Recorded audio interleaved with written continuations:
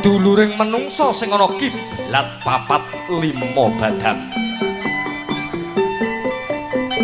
Apa kanca wujude duluring menungsa sing ana kiblat papat lima badan? Siji, duluring menungsa sing ana kiblat etan rupaning putih jenenging kawah dununge nang kesuciane. Angka loro, duluring menungsa sing ana sisih kidul rupaning abang wujuding getih sing maksude nanggone kekendelane.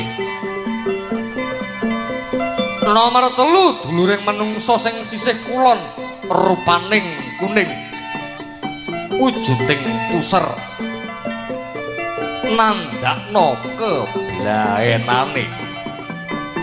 Angka papat, duluring menungsa sing sisih lor rupaning ireng wujuding ari-ari maksude nanggone kelanggengane.